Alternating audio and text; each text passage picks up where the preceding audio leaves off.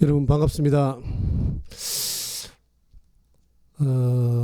오늘 그 영상 제목은 썸네일은 국민의힘은 맞불 작전으로 이렇게 함정해봤습니다. 오늘 국민의힘이 의원총회를 열고 그 조은석 내란 특검의 당 사무처 직원 압수수색과 원내대표실, 원내행정실 압수수색 시도와 관련해서 조은석 내란 특검팀을 고발하기로 했습니다. 전날에는 국민의힘 추경호 의원의 사무실과 자택 등에 압수수색을 벌인 내란 특검팀이 이날도 국민의힘 원내대표실과 행정실에 대한 압수수색을 재차 시도했습니다. 이에 대해 장동혁 당대표는 법의 탈을 쓴 정치 깡패라고 조은석 특검 일침을 가했습니다. 그리고 국민의힘 박성은 수석 대변인은 이날 그 긴급 최고위원회 종료 직후에 기자들과 만나 최대한 이른 시일 내에 조은석 특검팀을 고발할 방침이라고 말을 했습니다. 그런데 한번 가만히 생각 한번 해보십시오. 참 공교롭게도 최계진 교육부 장관 후보자에 대한 인사청문회가 진행 중인 가운데 조은석 내란 특검이 압수수색을 시도한 것은 다분히 정치적 목적이 있다고 밖에 할 수 없습니다.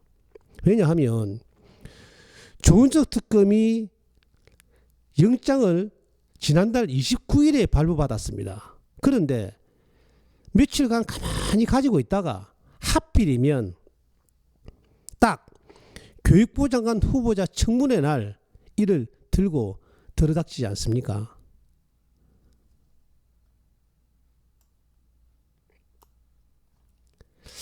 요즘 그 더불어민주당이 하는 행동과 국민의힘의 대응 방법을 보면 저는 개인적으로 가슴이 참 답답합니다.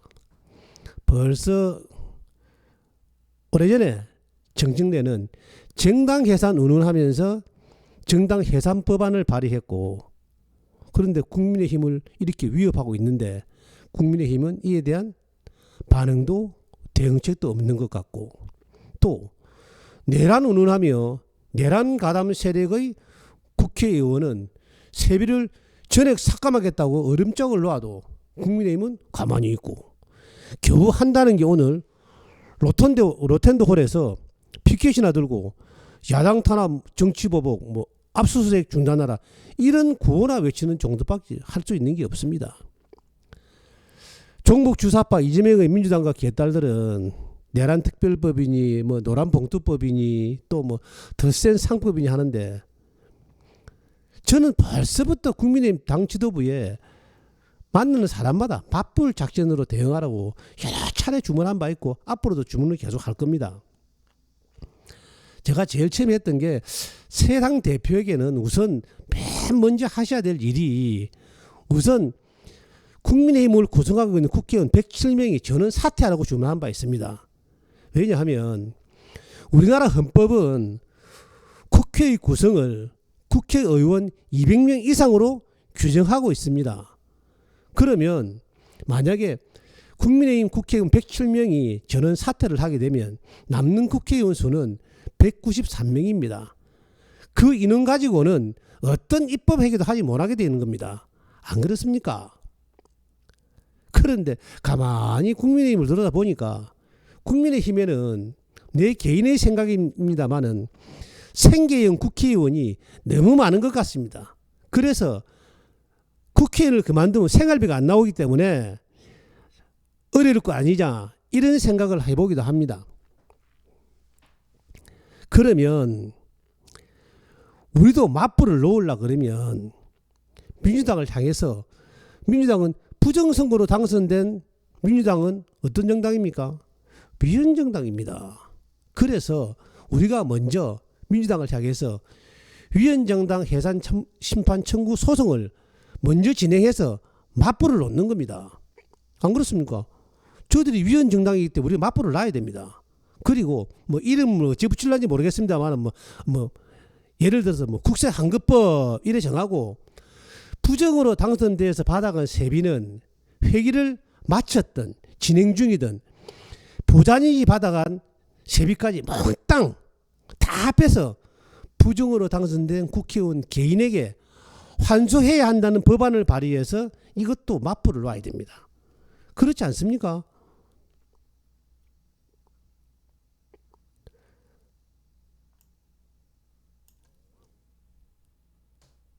그래서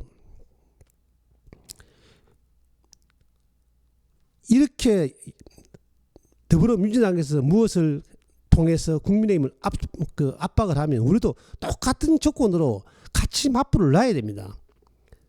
이 사람 경전에 말했듯이 이는 이, 눈은 눈으로. 지금 이거 하지 않으면 의석수로 계속 밀리게 되어 있습니다. 말의 종길이 하다 보면 꼭 부정선거로 가는데 또 그것만 풀면 이런 행위를 할 수가 없는 겁니다. 2024년도에 부정선거만 주장을 했으면 부정이 안 일어났으면 국민의힘 압도적 승리 아닙니까? 아직도 저도 중앙당에 올라가 보면 얼마 전에 김용태 그 비대위원장이 젊은 친구 지금도 부정선거 하면 음모론자 이렇게 이야기를 하는 사람이 들어있다는 겁니다. 국민의힘 안에. 그래서 참 말하기가 답답합니다. 저는 이제는 그 장동혁 대표 측에 있는 측근들이라도 영 국민의힘 그 얼마 전에 김민수 최고위원 이런 말을 했습니다. 부정을 믿든 안 믿든 국민의 그 국민 안에 이 세력이 반반 나눠져 있으니 그 이런 것 해소 차원에서라도 점검을 해봐야 된다. 요 정도까지는 진척이 됐습니다. 그러나 국민의힘 의원들도 그 부정선거 정 말하기 부정이라는 말을 말하기 어려우면 이런 말을 쓰라고 저는 제시를 자주 합니다. 통계학적으로 볼